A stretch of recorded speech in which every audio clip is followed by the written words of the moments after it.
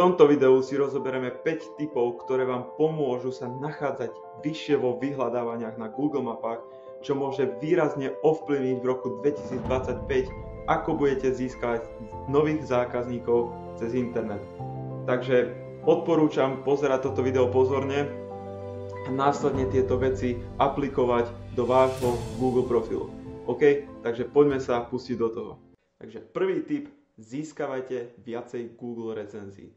96% ľudí si číta hodnotenia predtým, než si ide kúpiť nejaký produkt alebo využiť nejakú službu. A 92% ľudí verí recenziám od úplne cudzích ľudí takisto ako od recenziám svojich známych, blízkych a kamarátov. Takže čo to v praxi znamená? Viacej recenzií, väčšia dôvera. OK, takže ukážme si to teraz v praxi. Ja som dal do vyhľadávania právnik Bratislava, kde si môžete všimnúť, že prvé dve možnosti mi dalo ako sponzorované, takže títo, ktorí sa tu nachádza v týchto pozíciách, tak kvôli tomu, že si platia reklamu na Google a platia za každý jeden klik, či už keď sa preklikne na jeho Google profil a taktiež aj na jeho web stránku. Avšak, ak sa dám o kus nižšie, kde na tretej pozícii sa nachádza niekto, kto tu je teda organický a neplatí za to, že sa klikne na jeho profil alebo preklikne na jeho web stránku. A čo si tu môžete všimnúť, že tento advokát má vyše 1000 recenzií. 1000 recenzií na Google s ratingom 4,9. A keby si vy máte napríklad vybrať niekoho medzi teda dvoma možnosťami, niekto, kto má vyše 1000 recenzií a niekto, kto má 60 recenzií, tak je dosť veľká pravdepodobnosť, že sa pravdepodobne rozhodnete pre toho, ktorý má viac tých recenzií. Takže toto dáva nesmierne silnú váhu v tom, že čím viac tých Google recenzií máte a čím lepší rating, tak je veľká pravdepodobnosť, že si vyberú práve vás a nie konkurenciu. A druhý zásadný benefit, ktorý vám pomáha, keď získavate viacej týchto Google recenzií, je to, že vás posúva vyššie vo vyhľadávaniach. Keď si teda môžete všimnúť, tak on je organický ako prvý vo vyhľadávaniach, keď som zadal kľúčové slovo právnik Bratislava. Takže získavanie Google recenzií vás výrazne dokáže ovplyvniť to, v akých pozíciách sa nachádzate. A čím viac Google recenzií máte, čím lepší rating máte, tým vyššie vás Google algoritmus bude posúvať vyššie vo vyhľadávaniach. Ako získavať recenzie na Google? Jednoducho požiadajte svojich zákazníkov o to, aby vám zanechali tú recenziu. Vy si jednoducho môžete vytvoriť link na vašom Google profile, cez ktorý keď sa prekliknú, tak ich to automaticky preniesie na váš Google profil, kde vám môžu zanechať neskôr teda tú recenziu. Takže určite ich začnite získavať a hlavne teda musíte mať kvalitnú službu, aby ľudia aj boli teda namotivovaní, aby vám zanechali pozitívnu recenziu. A určite by ste chceli získavať také pekné recenzie, ako je napríklad táto. Druhý tip: majte správnu primárnu kategóriu na vašom Google profile. Takže ukážme si to teraz na tomto príklade k tejto zubnej ambulancii v Bratislave, kde si môžete všimnúť, že primárna ich kategória je zubár. A tieto následne sú ako sekundárne. Avšak ako vybrať tú správnu primárnu kategóriu?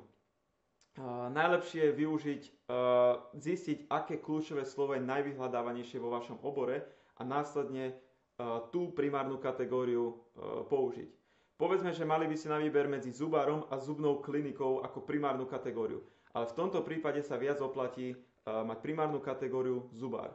Ja vám to ukážem na príklade. V prípade, keď niekto napíše zubár Bratislava ako kľúčové slovo, tak si môžete všimnúť, že ten počet vyhľadávaní je okolo tých 1600 mesačne. Takže, a keď to porovnáme so zubná klinika v Bratislave, tak je to iba 210. Takže v takomto prípade dáva väčší význam to použiť ako primárnu kategóriu zubár a nie zubnú kliniku. Takže dajte zubára na primárnu kategóriu a ďalšie tie sekundárne, ktoré majú nejakú spojitosť s vašim oborom, s tým, čo robíte, tak tie pridajte do sekundárnej kategórie. Tretí tip: pridajte pekné fotky na váš Google profil. Čím krajšie fotky pridáte vášho produktu napríklad, alebo ako vykonávate vašu službu, tak to spôsobí to, že získate si väčšiu dôveru a vzbudíte väčší záujem. Takže môžeme si to ukázať na tomto príklade, kde nejaké nechtové štúdio, čo som našiel v Bratislave, má spravené pekné fotky, kde poukazujú na to, akú službu teda vykonávajú a zákazníci si môžu pozrieť, budúci zákazníci, ako by mohli ich nechty asi vyzerať. Takže určite si porobte takéto kvalitné fotky, či už keď ste reštaurácia, tak fotky interiéru a jedál, ktoré poskytujete, či už keď vykonávate nejakú službu, tak fotky, ako ju vykonávate a tak ďalej. Určite sa oplatí investovať do kvalitného fotografa, lebo tieto fotky by vám v budúcnosti mohli priniesť veľmi dobré výsledky. Štvrtý tip. Skontrolujte si, či máte správne nastavené informácie vo vašom Google profile. Tu dávam nejaký príklad toho, že určite si skontrolujte, či máte tu správne telefónne číslo, lebo mnohokrát sa mi stalo, že som zavolal na nejakú reštauráciu a zavolal som sa predošlému majiteľovi. Takže to je prvá vec, ktorú by ten daný podnik mal opraviť. Taktiež, ak máte teda web stránku, určite ju sem pridajte. A dôležité je hlavne mať správne nastavené otváracie hodiny. Lebo ako si môžete všimnúť, ja môžem navrhnúť, že či tento otvárací čas je správny alebo nesprávny. A Google by to mohol zmeniť bez toho, aby ten majiteľ tej reštaurácie to vedel. A povedzme, že tento podnik je otvorený teda od 10. rána do 10. večera. A povedzme, že oficiálne už o 9. ho zatvárajú. A mohlo by sa stať, že niekto po 9. by chcel navštíviť túto reštauráciu a ak by bola zavretá, tak by to mohlo viesť len k tomu, že by vám zanechali negatívnu recenziu na Google, takže to asi pravdepodobne nechcete. A taktiež vlastne, že ak ste otvorení napríklad od 8. alebo od 9. a máte to nastavené od 10. tak potenciálne môžete strácať tým zákazníkov, lebo keď vidia, že ste zavretí, tak ku vám teda neprídu. Takže určite si toto skontrolujte a ak to nemáte správne nastavené, tak určite to zmente.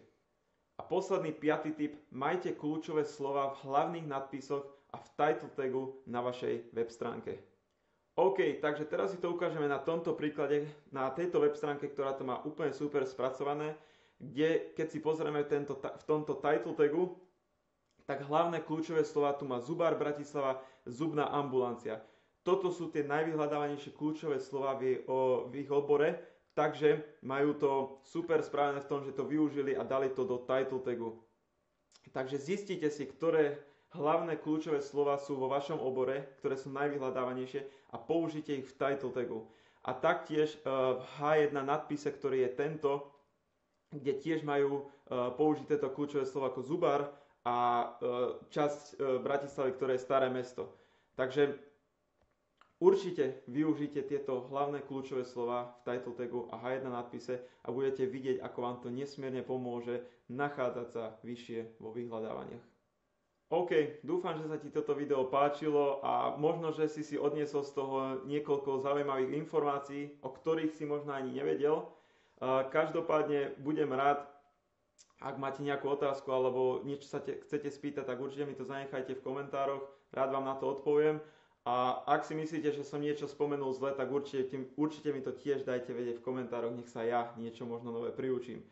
Takže ďakujem ešte raz pekne za vašu pozornosť, ak ste toto video dopozerali až do konca a prajem vám ešte za pekný deň.